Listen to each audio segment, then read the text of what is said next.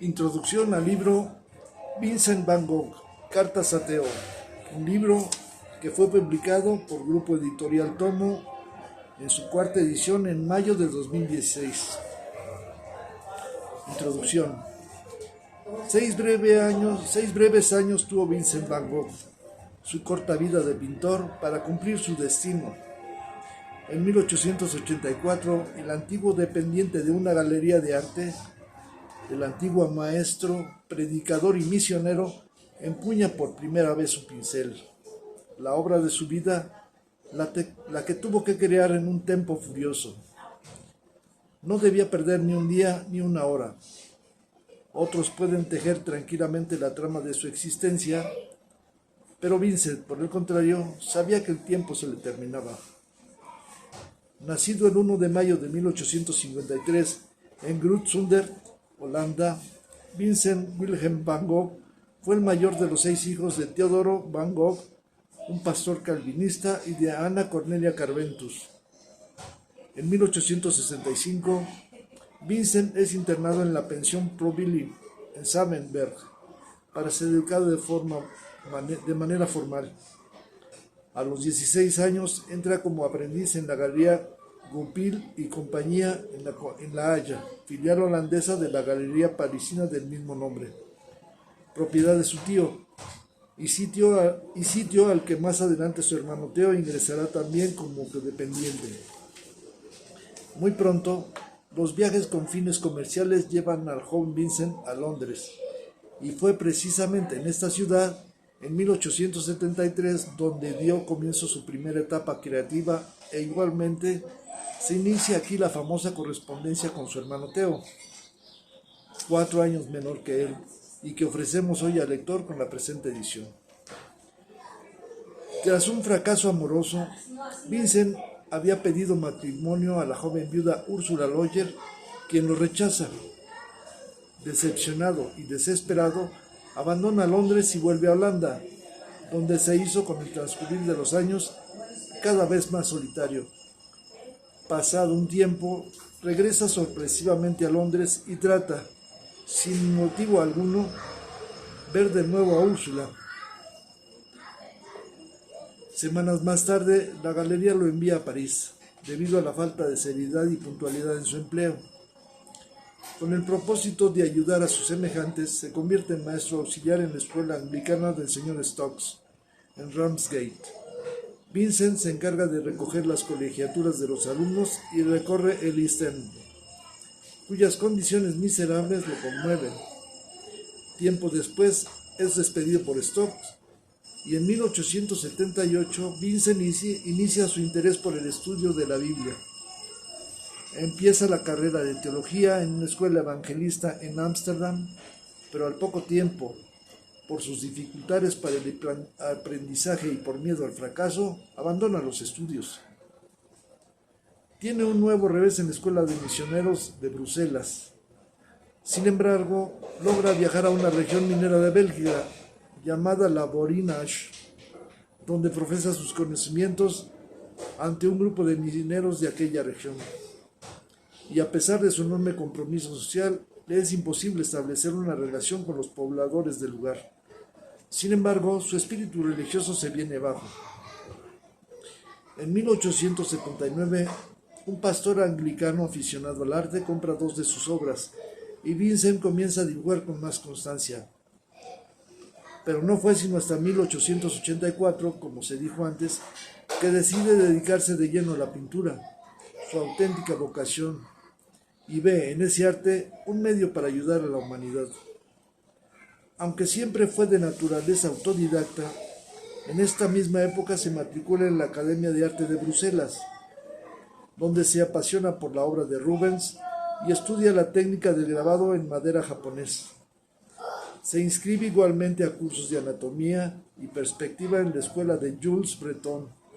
Sin embargo, su rápida evolución y el estudio de los impresionistas hacen que renuncie muy pronto a su formación académica.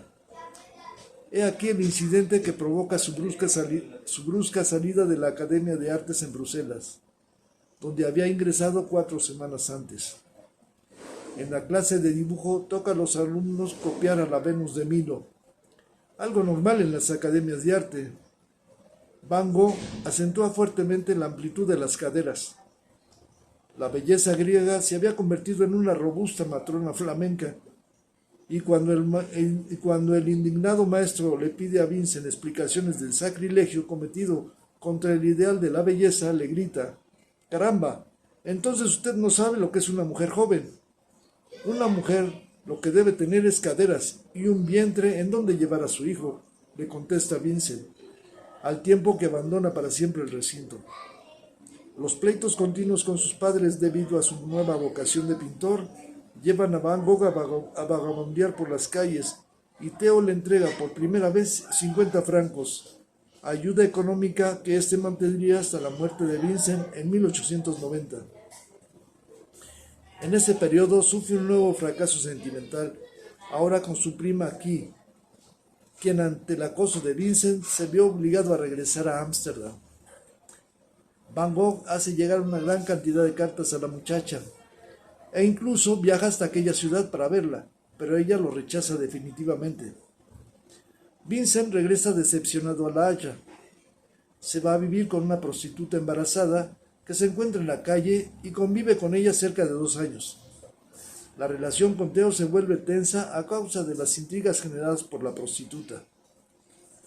A esta época pertenece el dibujo de Zorro, del que después se haría en ese tiempo una litografía. Vincent recibe su primer y único encargo, 12 dibujos realizados a pluma. Para vencer sus conflictos internos, empieza a pintar imitando a Jean-François Millet, a quien admiró toda su vida. Pero también realiza acuarelas y bocetos propios sobre la miserable existencia de los mineros. Por primera vez enfermo y debilitado, llama a Theo, quien logra que Vincent se aleje definitivamente de la prostituta con la que vivía. En 1886 se traslada a París y entra a la Academia Cormon y se instala en casa de su hermano Theo. Justo en la Ciudad Luz, contacta con el grupo de los impresionistas, aunque estos ya habían experimentado su máximo esplendor.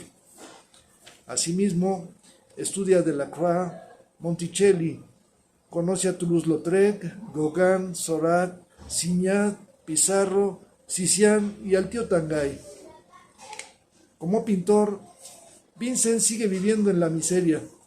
Sus obras son imposibles de vender, lo que significa que lo rechaza el mundo burgués del siglo XIX, el único consumidor de arte de esa época. Hasta los artistas de París lo desprecian. Cuando durante su estancia en aquella ciudad pide permiso para mostrarles sus cuadros, estos se encogen irónicamente de hombros. Una sola vez, poco tiempo antes de su muerte, se venden 2 cuadros suyos en Bruselas, en una exposición de pintores jóvenes, al precio de 500 francos.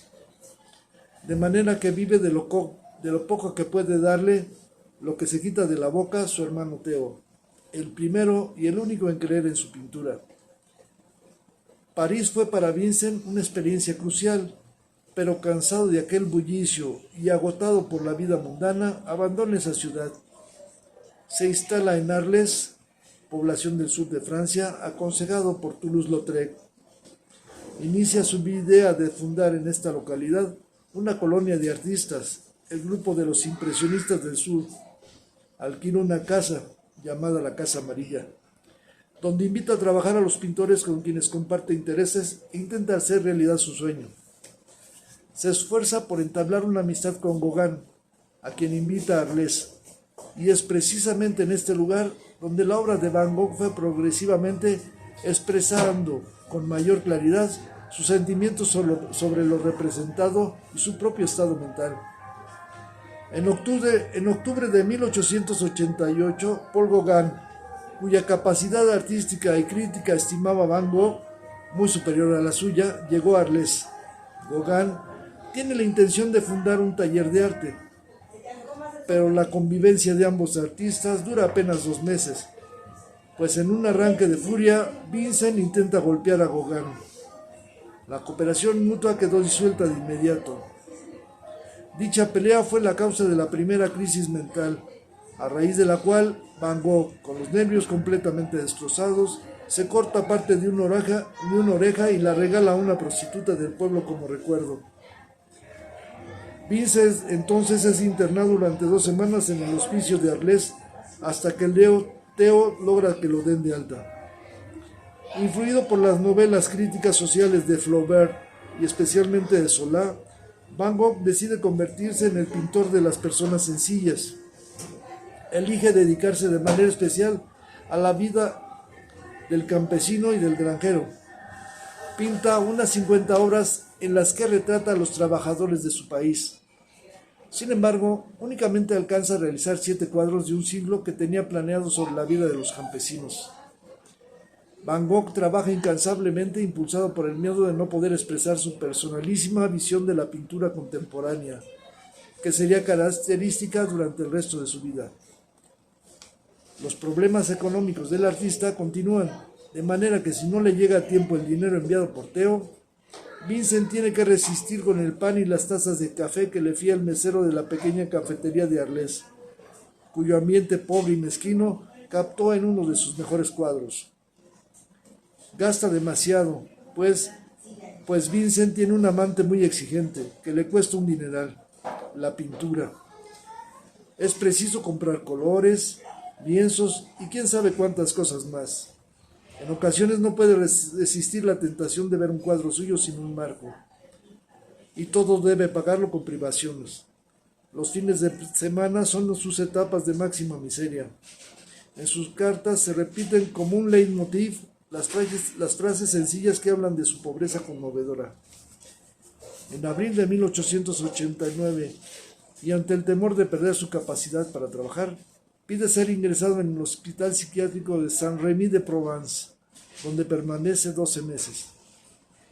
Después de sufrir varios ataques y ante la imposibilidad de salir al exterior a pintar, realiza obras relacionadas con el hospital, retratos de médicos y reinterpretaciones de las obras de Rembrandt, Delacroix y Millet. En los meses posteriores, el pintor sufre estados de excitación y graves depresiones, que no le impiden seguir trabajando desesperadamente.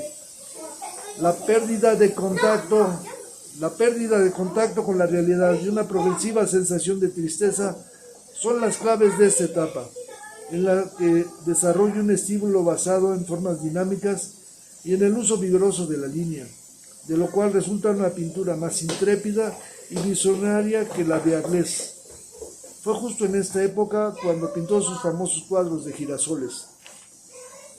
En mayo de 1889, Van Gogh ingresa voluntariamente en el sanatorio mental de Saint-Rémy, cerca de Arles, donde, tras una fase estable, se le asigna una habitación para trabajar.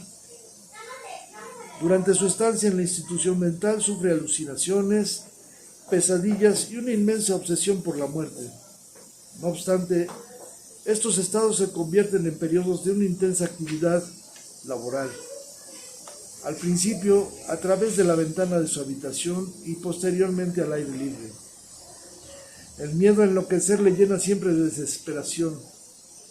Junto a los paisajes, pinta también una serie de cuadros según los modelos de Millet, Daumier, Delacroix y Rembrandt. En mayo de 1890, Van Gogh abandona el sanatorio mental de Saint-Rémy, sin conseguir superar el estado de melancolía y soledad en que se encuentra.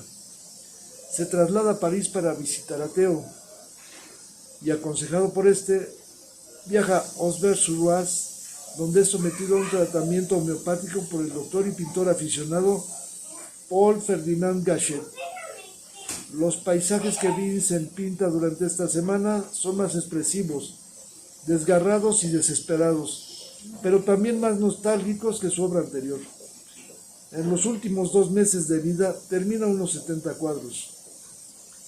Pese a que unos meses más tarde el doctor Gachet considera que Vincent se encuentra plenamente curado, su estado de ánimo no mejora debido a los sentimientos de culpa provocados por la dependencia de su hermano Theo y obvio por su fracaso profesional. Sumido en esta situación de angustia, El 29 de julio de 1890, Vincent Van Gogh toma su pistola y se dispara en el pecho. Muere 2 días más tarde en brazos de su hermano Theo. La relación epistolar que mantuvo con Theo fue fundamental en la existencia y el desarrollo artístico de Vincent. Las cartas que ambos intercambiaron durante años son la prueba de la importancia que esta relación tuvo para el pintor. Documentos conmovedores, desgarradores, que revelan la intensidad de los graves conflictos mentales que padeció Van Gogh durante la última etapa de su vida. El lector no puede, por tanto, sustraerse a la emoción que causa la desnudez del alma atormentada del artista, símbolo de su tiempo y de los sentimientos predominantes de la época. Vincent tenía un temperamento indómito, era un hombre rudo, áspero, que no sabía ni tenía la intención de pulirse, que se negó siempre a dejarse amansar y adiestrar por el mundo. Él era lo que era, lo que quería ser íntegra e intensamente, tanto en el arte como en la vida. Aborrecía las cosas a medias, pues para él hubiera sido traicionar su más íntima naturaleza. Todo en estas cartas revela la sensibilidad de un hombre extraordinario, fuera de lo común, un visionario incomprendido en vida, como ha sucedido tantas veces con otros tantos genios de la humanidad. Mauricio Pichardo.